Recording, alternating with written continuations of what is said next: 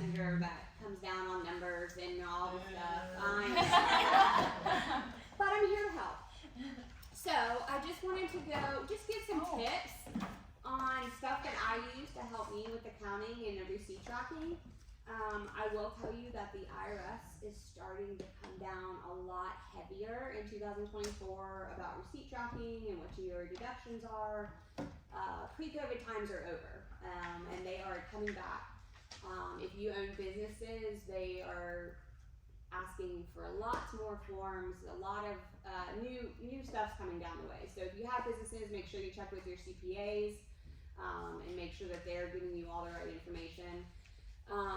But a few ways that I keep receipt tracking, my favorite is we use QuickBooks. All of your commissions are paid to you through QuickBooks, and the way I do it is I can literally click my phone, take a picture of it, and it syncs right into my QuickBooks transaction. So if you're a business and you like to use QuickBooks, it does have that feature for free, and it's great. That way it removes a lot of extra steps. Another way that I like to keep receipts is I have a Google Drive for every month, and I just scan all of them into the Google Drive. And that way, if you're looking for something for January, it's right there in the Google Drive under your label for January. Another great thing about Google Drive is if you use QuickBooks to do your bookkeeping, you can sync your Google Drive right into your receipts, and it recognizes how it's kept. So if you went to Amazon and you spend something for a client gift, you could put Amazon client gift, the amount, and the amount registers. So there's so many advances with using the technology to track receipts. And then another one is Expensify. Expensify, I know Carlin's whole team, I think, uses Expensify. And that's literally an app, and you click it, you just take a picture of your receipt, and it saves it, and is sent to the bookkeeping to keep track of your transactions. So it's just very important it's always been important, but again, the IRS is coming down with more receipt tracking, and so forth. Do you keep them after you scan them in? I don't. Okay. Nope, I don't. As long as that system is, QuickBooks will never erase, Google Drive will always be there. I do not keep receipts after I scan them in. You're more than welcome to. Just this year, y'all have taught me not to keep paper. But normally I'm used to filing cabinets with rubber bands and receipts and everything else. Receipts disappear eventually. Like you go back and look at it, you're like, there's nothing on this. I swear. Yeah. Yep. And there's so many different ways. You could do it as you get the receipt, or you can just keep a file, and you can literally go to that scanner and just scan them all in, save it, say these are January, and put them to your receipt, into your file. So there's so many different ways to do them. Y'all might have other ways that you could teach me. That scan snap, you can actually put an entire stack of receipts, and it will scan one by one by one. You can just walk away and it just scans all of them into one file. Yep. Yep. So definitely start keeping track of your receipts just so you have them. They're really coming down on the whole meals of what considers if it's over $75, if it's under $75. There's lots of new laws coming out and lots of new regulations that they want to keep track of what you're writing off. So just kind of check with your CPA and know if you have a business account, that is a lot more efficient for your real estate transactions versus rolling it into your personal. If you ever got audited, or if you just turn I'm going to show you some paperwork. If you just turn one account over to your CPA of just business, it's a lot easier and it's just a lot cleaner if you just have one account. Even if you have say you don't have a business, you're just a sole agent. If you still had two checking accounts, one for your personal and then one just for all your commissions and all your expenses, it just looks a lot cleaner and less messier and less questions and red flags. So I highly recommend, even if you don't turn yourself into a business, like a S Corp or LLC or anything, maybe look at getting two different bank accounts. It just keeps everything right there and it's very clear on what it is. Versus, wait, I have 6 Target things. Which one was for my personal and which one was for my client gift? And I just kind of recommend that. And then for those of you who have business accounts, I know several of you do, your CPAs are probably already on track with what they're doing and how your receipts are kept, and it works a little bit different. So is there any questions about receipt tracking? Okay. The next, I handed out everybody a tax deduction worksheet. I know most of you are seasoned, but I just wanted to print something because there's so many that go unrecognized that you can deduct for your business and your 1099. So this is just a little worksheet that I created to kind of let you go through your receipts and remember, oh, if I pay for Google, or if I pay for a Facebook business page, or if I pay for this, and I pay for that, there's so many things you can write off. I mean, even under auto, car washes, interest, license, registrations, buying new tires. This is a very detailed list of all the things that you should be keeping receipts of and keeping track of, so you can deduct them off your gross commissions. So it will bring down your income. Let me think what else. Client gifts, appraisal gifts, even your bookkeeping. A lot of people don't know that, but if you pay someone to do your bookkeeping and your CPA, that's a tax deduction. So I know a lot of people aren't aware of that. If any of you set up LLCs during the year or create business accounts, everything you just did can be a tax write-off. It is a great incentive your first year. The IRS gives lots of deductions for opening up a business. The other thing, well, I'll get to that in just a second. All of your RE/MAX dues. All of that is certain things that you can keep track of, and I'll show you how to do the report. Well, we kind of went over it in our session, but I'm going to show you again how that works. So this is just, again, a little cheat sheet to remind you to start looking for your receipts to get ready for the next tax season. All right. Any questions about that? Yep, go ahead. Where would you put Popeyes under? Because, like, do they count as client gifts? Yeah. Marketing. Marketing, client gifts. Marketing is different. Yeah. Client gifts is capped at a certain Right. amount. So Marketing. if I bought a client gift that was over $25, do I just book 25 of it to client gifts and then split the transaction and book the other half to what? Marketing? Yeah. So it's just something that's to have your name. Any other questions? Okay. All right, so the next thing I gave you, and you don't have to use, I just thought it was great, and it would be a CPA's dream if this was turned into them. But a lot of you, if you have business accounts, your QuickBooks and your Peachtrees and your Sages already kind of create this, but if you're an individual agent, this is something great to have for your CPA, so they're not going through receipts and trying to figure it out. This is kind of all of your expenses that you would use over the year that are taxed. It's kind of this sheet broken down into a spreadsheet. So it kind of shows you your big, all of your tax write-offs, but you can also use it to budget. You can use it to budget. You can create this. I'm going to share all this with you guys too, the Excel spreadsheet.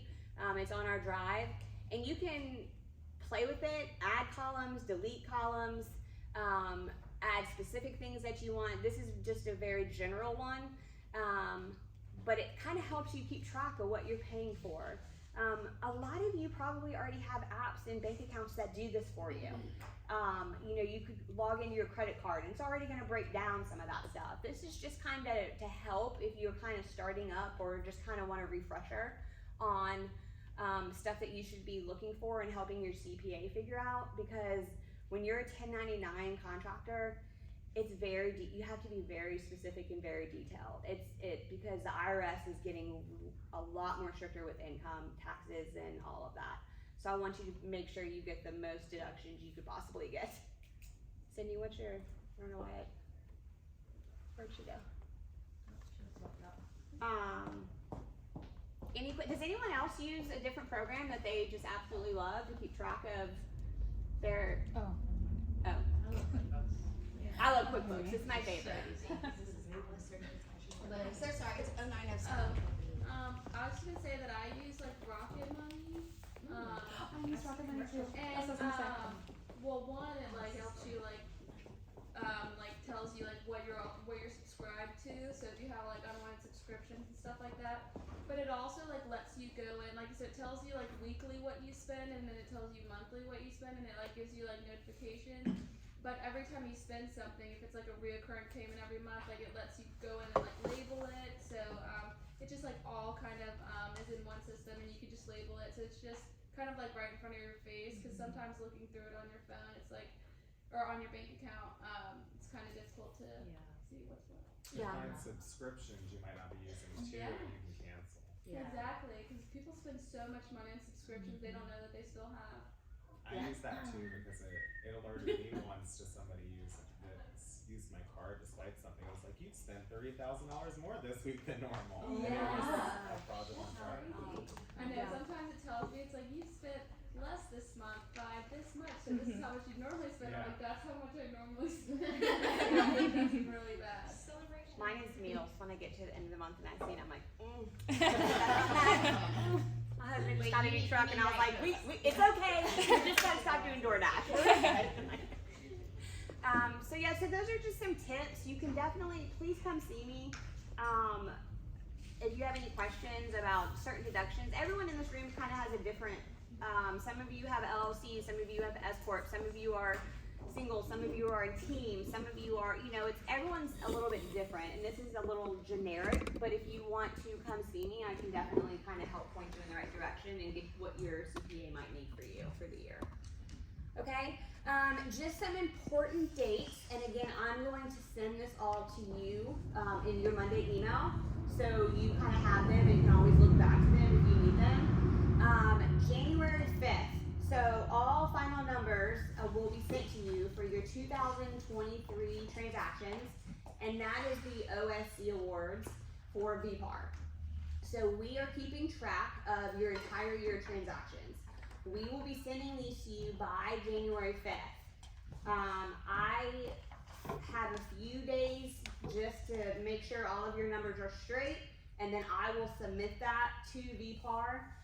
And then the OSC awards are March 9th. So more information will come out about March 9th, but I just kind of wanted to tell you that final numbers need to be sent to me by January 5th. So I know New Year's and Christmas weeks are crazy, but if you get a closing the 30th or 31st, it is very important you get that to me pretty quick. So it is included in your 2023 because it matters the close date. So if it closed on the 31st, I have to have it in the system.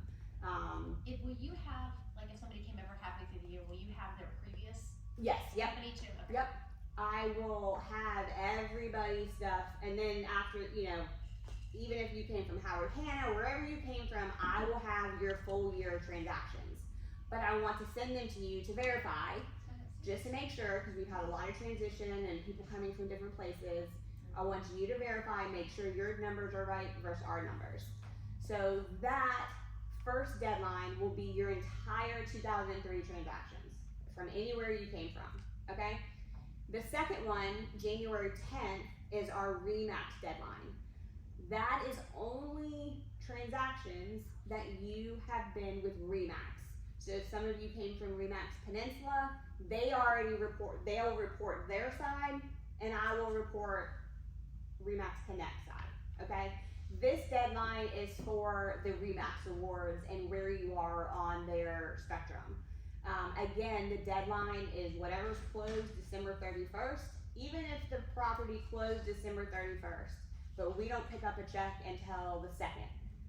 It still matters. It's going to go in as December 31st. So it's very important not to hold commission checks or wait to go get them.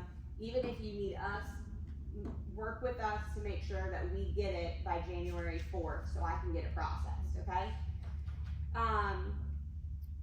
After January 10th, what will happen on January 15th, REMAX will create and process and let everyone know where their status is. You can view the status in your REMAX Map Center, and as soon as you click on your dashboard, there will be award, updates, and wherever you fit is your current status will be in there. We are going to have a fun Remax Award program in February, March, January. Okay. So we'll be kind of keeping track of that too. But again, if you need help with that, come see me and I can show you how you can find your stats.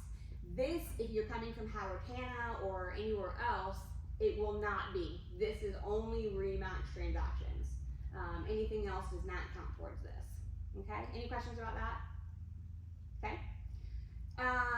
January 22nd through the 26th, I will have all of your 1099s and your reporting sent to you. I'd love to say I'm going to have them sooner, but those first report, it's just going to be a week. Each week I have a goal of certain reports to get in. So I have until the 31st to send them to you. My goal is to have them to you by the 22nd. Okay? So on the 22nd, I will have your 1099 sent to you, and I will have all of your reporting for the year sent to you. I'm going to make it for this specifically first year. I'm going to give you something, and you just hand it straight to your CPA, and it will have what you received in commissions, and it will have what you paid for Remax dues. Okay? After that, anything else is your own deductions. Your gas, your expenses, all of that is your responsibility. But my report, you can hand strictly over to your CPA and say, this is my 1099, this is the report that I paid for dues. No, that one's gonna include everything that was done prior to coming here, right? I wish. No. It's just here. Oh, I get what you're saying. Yeah. I get what you're saying. Yeah, just here with us. Okay. Yep. So if you came from somewhere else, then you're gonna get a 1099 from them and their reporting. Yep. From yourself. Any questions about that? Okay, some of you, so when you came on with us and we set you up through QuickBooks, you should have all been sent an email, and you can log into your QuickBooks and you can keep track of your 1099s and stuff will be there. But I'm going to hand personally deliver you this year your 1099 and a report that goes with it. Okay? Any questions about that? Okay. I think the last, I just kind of wanted, I know everyone kind of knows when you're on a 1099, you need to put in estimated taxes, and that depends if you're an LLC and so forth, but I kind of just want to put these dates out there to you again. The worst thing for an agent to do is get to the end of the year and they hadn't paid in and then you owe. So if you have any questions about estimated tax payments or how to make them, these are kind of the IRS deadlines. Your CPAs can help you, I can help you. But I just kind of wanted to throw out these dates because it's coming up quickly of when you should pay into the IRS for your federal taxes. Any questions about that? Go ahead. Could you teach how to pay quarterly instead of I think Carl was talking about that, but how she pays quarterly instead of just one lump sum every year? Those? Yeah, yep, that's what these are for. So there's IRS forms that you can put in and it's a worksheet the IRS gives you, and it will give you your estimation. So the 4 quarters are, will be due April 15th, June 15th, September 15th, and then January 15th. January 15th is kind of do you really need to put, if you get your taxes done early, January 15th, you might not have to. Yeah. Because it's just gonna roll into your year end. But yes, the quarterly ones are these, and there are worksheets from the IRS that I can sit down and help you with. Cool. Sounds good. Yeah? Any other questions? I know tax season Can is. we not pay taxes? How do you avoid all of it? The last thing I'll just kind of say is I'm gonna be a busy little bee in January. So the easiest way, even if you're in the office and you tell me something, the easiest way my mind works is to shoot me an email. My email is my to-do list. If you looked at it right now, I maybe only have 4 emails in there. I just check it every morning, every afternoon, and I don't go to bed unless something's looked at. So if you need a report, lost something, don't understand this, something's wrong, come see me, but shoot me an email. That's just the easiest way to me to remember to look at it.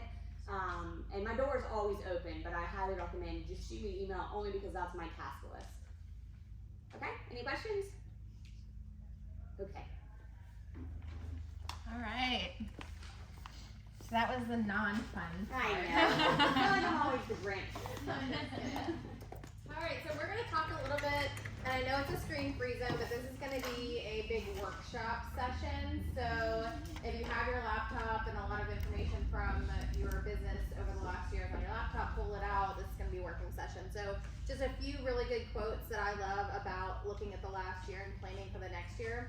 Someone's sitting in the shade today because someone planted a tree a long time ago. Warren Buffett. Who doesn't want to follow Warren Buffett's advice? He's a millionaire. No plan ever failed due to good planning. And then if you fail to plan, you plan to fail. Benjamin Franklin. So our first session is going to be reflecting on the last year. And I know we haven't closed everything yet, but we can't really talk about next year until we reflect on the last year. And our first action item is for each of you to look at and analyze your metrics or your KPIs or key performance indicators from the last year. So does anyone have a spreadsheet and you already track all of this stuff? Like, do you know your numbers? Paula says yes. Okay. All right. So does anybody know how many buyers versus sellers? Like, you can look it up right now. Okay, Paula, look it up. Lee, look it up. If you don't, dig into your numbers right now. We're gonna go over all of this and we're gonna take about 15-20 minutes to write it down. And you can get that under Broker Sumo. Yes. For what we closed So here. in the last slide, I'll send it again to you in Monday email. It's a link to the training that we did that I went through step by step in Broker Sumo / Backdoor Office on how to pull reports and so forth. So you can always reference back to that training and it will show you how to pull the reports that you need. Okay, and then average commission rate, I think that's a really good number to look at. Like, what do how many discounts did you give, how many discounted commissions did you give last year? Is your average commission rate for a listing, is it 5? Is it 5.5? How can we get that up next year? We first need to know what your average is from last year. And then average sales price, if you have a goal next year to increase your sales price for next year for your sales, what was yours last year? You gotta look at the numbers from last year. And then of course the most important is your lead source. So Shannon and I have a spreadsheet and in a column it says what every single lead source is. Did it come from your sphere of influence, your client base, were they referrals? Where did you so if you have a referral from a past client, where did that past client come from? How did they get in your database? Was it, we call them affinity groups, like the gym. Shannon goes to a gym that she gets a lot of referrals from. Is that where they came from? So each of you need to look at your numbers because next year, we're gonna talk about it in a second, but you're gonna create a goal for how to focus on the one major referral source you had from last year. Okay? Yeah, you can also eliminate some, like. Right, I is it spent- working, I is it spent not this many working? hours going to this affinity group or, Right. and you didn't get any business from it, time to exit, you Right. know? Yep. and I that's mean, not obviously, good. you don't wanna do it after a few months, give it a few years to like build the trust and Right. goodwill and all that, but. Yeah. Alright, so we're gonna take 20 minutes and then You can no, ask probably them 15 what it minutes. is. Lee, what was I have mine up. You want? okay, you want? yep. What you want? Um, Hit me with how it. many buyers versus how many sellers?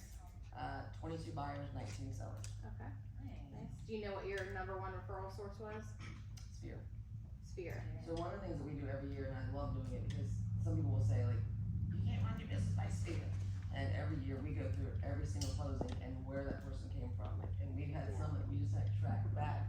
But I would say probably 90% of our business is Sphere. So when you say Yeah. sphere, like how are you? Sphere is either, well, I say Sphere, it's either someone that is in our database or someone that was referred to us from someone in our database.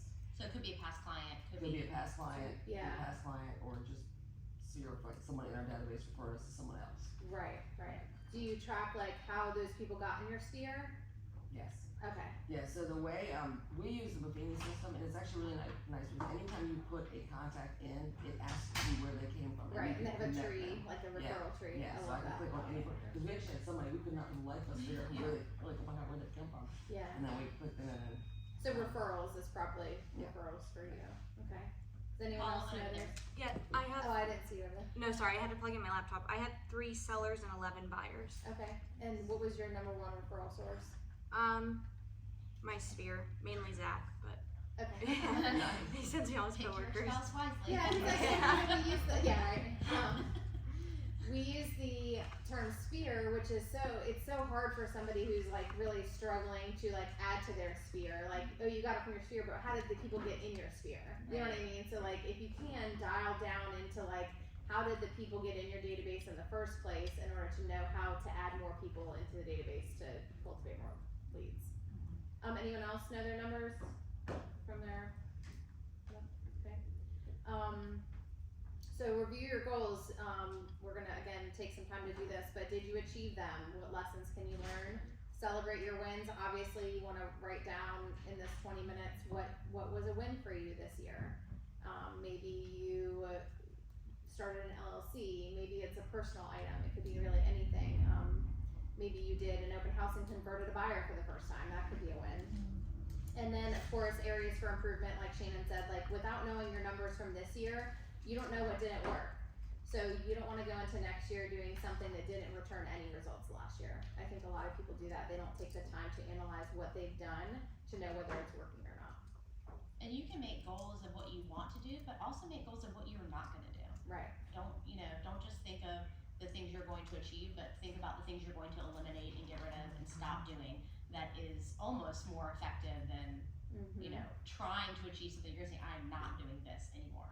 Right. Just cut it off if it's not working. All right, so we're gonna take 15, 20 minutes. If you already know all of your numbers, I don't know, maybe walk around and help people who don't know the numbers. They just went on a retreat. So they got That's true, their retreat, yeah. No, just take 15, 20 minutes. We're gonna go around and answer the questions and talk about it, so please take the time to just, if anything else, if nothing else, look at your key performance indicators. Buyers versus sellers. Just look at your book of business, write down how many buyers versus how many sellers, your average commission rate, your average sales price, and then your lead sources for the last year. Most everyone has less than 25, 30 transactions, so it should take you.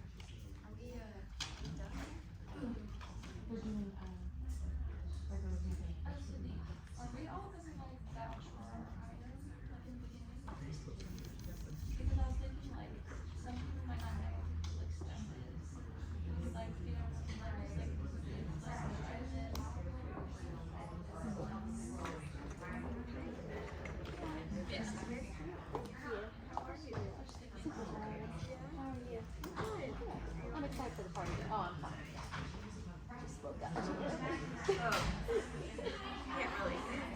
I told Brandon the other day, I was like, oh, something's wrong.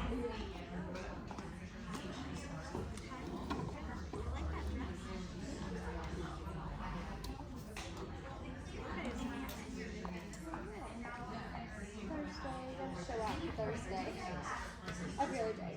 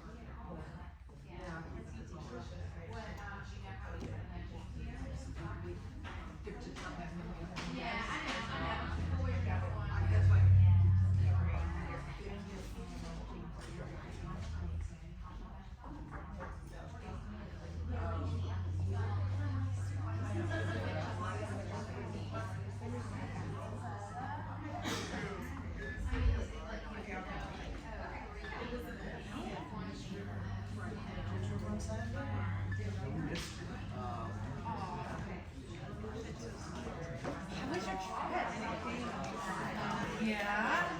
Oh, I can't wait. I was gonna say you were gone for a while. Was that too long?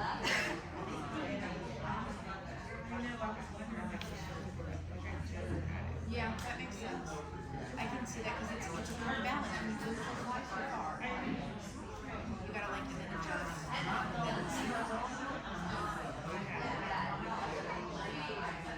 And you're not living where you are.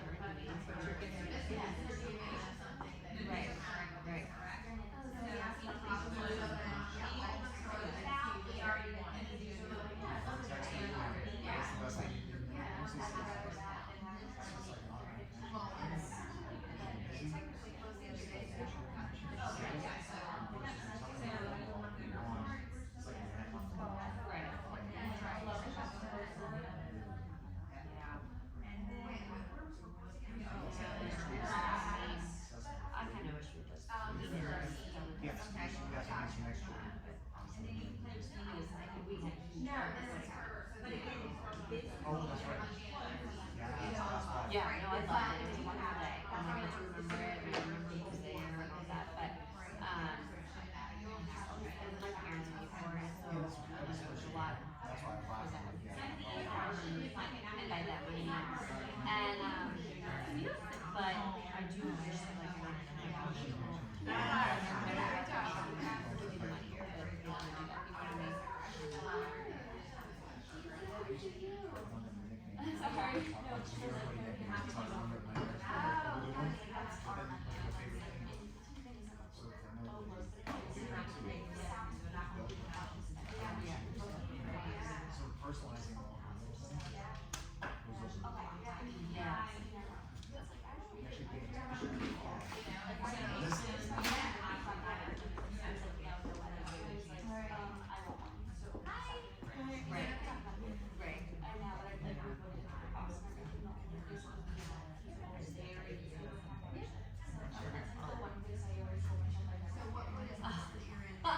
I think the weddings are little, they're beautiful.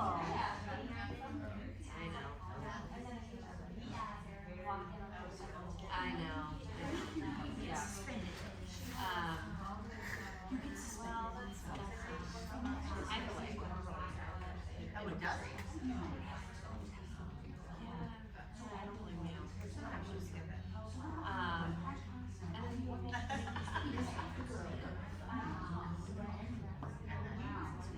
See, mine. Right.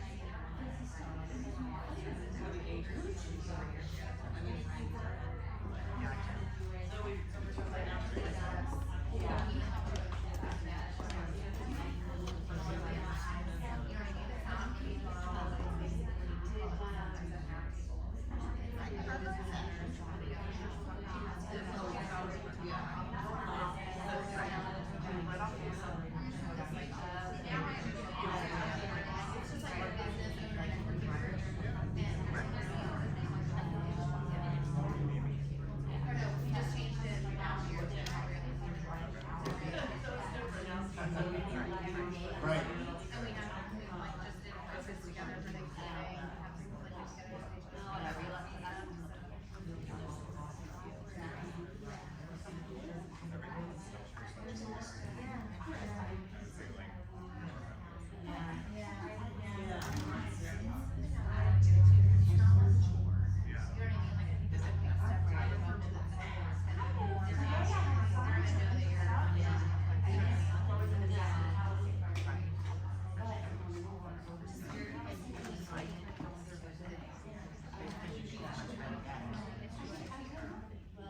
You know what I mean? Like, what is the active, what is the action? so that's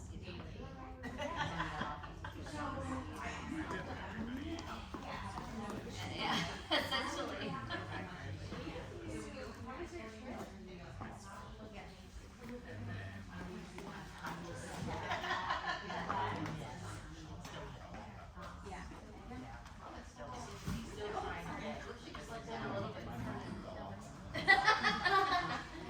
All right, we're gonna wrap it up real quick.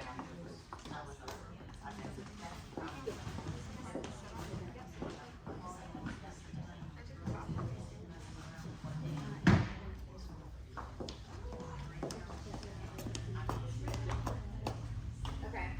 All right. So I had a lot of good conversation. I think key takeaway is if you don't look at where your people are coming from, you don't know where to put your efforts in the future and where not to put your efforts in the future. I heard a lot about sphere. How do you get those people in your sphere is probably a question you're going to ask yourself in the next year. If you're slow, you're going to say, how do I add more people because my sphere has been the biggest impact of my business. Does anybody want to share one way they add people to their sphere, their biggest source of referrals in the last year? Anybody want to share? How we add? Paula. I literally went through my Facebook, and every time I saw somebody had commented on a post or just had posted like a big life event, I would privately message them, and then I would sneak into a conversation. Hey, I'm looking to grow my real estate sphere. I would love to, love on you and treat you as one of my clients. Is it okay if I add you in? What's your address so I can send you a note? Yeah, that's great. That's great. I mean, Facebook is It's a great way to network, but it's not a passive thing. You can't just make posts and expect people to send you business. You have to interact, and it has to be a strategic action. Like, I'm gonna go into Facebook and I'm gonna use it as a marketing tool 1 hour of every day or whatnot. There's also ways to group your Facebook people. So Shane and I both have a biggest supporters group on Facebook.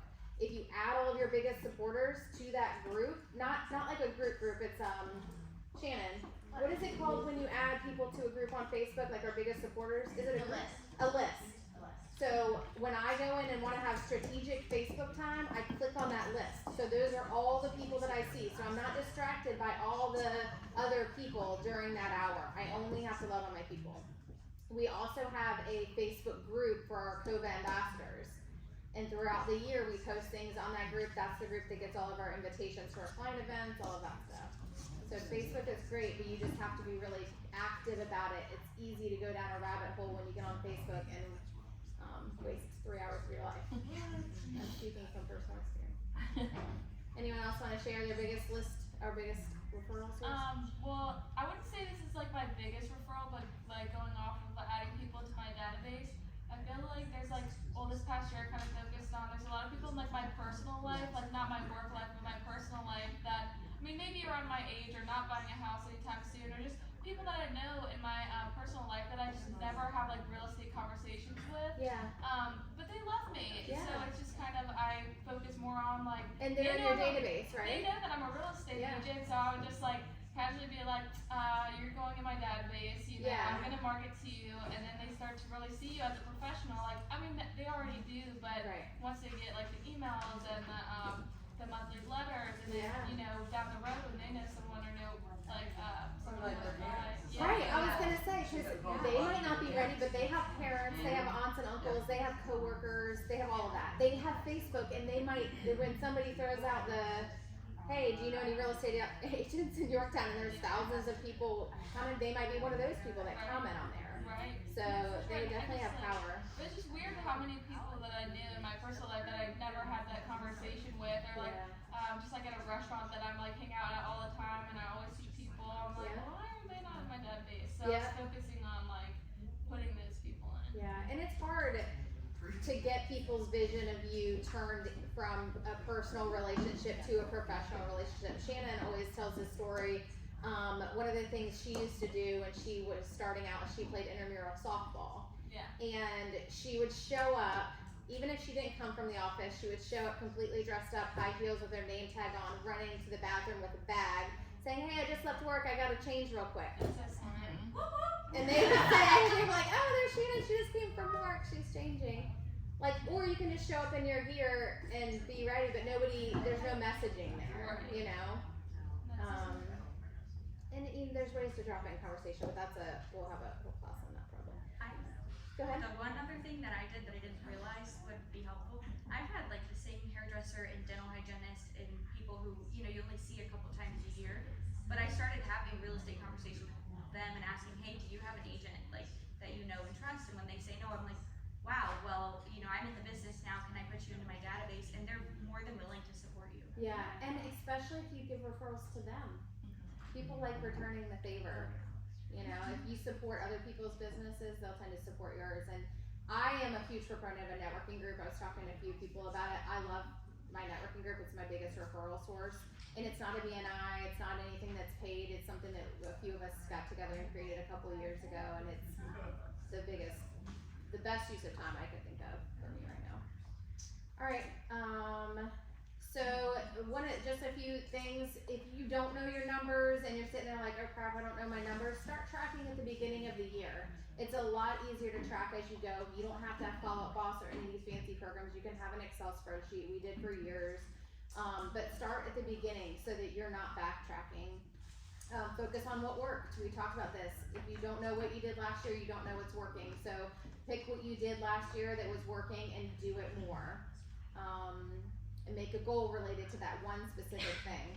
And then of course, this season coming up is a little bit slower than normal, so focus on things that can make your busy season more efficient. So if you don't have a questionnaire for a buyer, you need one. you need to be able to send a buyer a link and then to fill out a questionnaire so that you don't have to take the time on the phone to go through all the nitty gritty. Granted, you're gonna wanna do a buyer counseling session or meet with them again, but at least you'll have all the basics covered. If you don't have a seller questionnaire that you send to sellers in advance of the listing presentation, go ahead and take time to create one. Shannon and I will gladly share what we have, and there's lots of options online, and I think even Remax has a few. So, do some of those things in the slow season to make sure that when you are busy, you have all of those systems in place. Alright? Alright, who's ready for the gift exchange? I think that's why everyone came today. If you did not bring a gift, please see Shannon. We have a way to let people participate. We have a couple extras. So if you did not bring 3 things, please see Shannon. We don't want anyone left out. Okay? Alright. Sydney? Oh, hey, so this also, is a good point. Hold on. Let her. This is about the training, actually. Okay. Sorry, I was, so most of my business comes from my sphere, I work, but, after joining Remax, I started intentionally networking with Remax agents and going to conferences and different things. My second biggest referral source is Remax agents out of the area. Last year I got 4 transactions. Nice transactions, like Yeah, good they're all dollars. listings, like over 400,000. Yeah. Like, they're all $400,000 or $500,000. No, it's 2 buyers, 2 listings. I get a good amount. I have several that I'm working buyers and listings that are in my pipeline. The year before, it was a busier year. I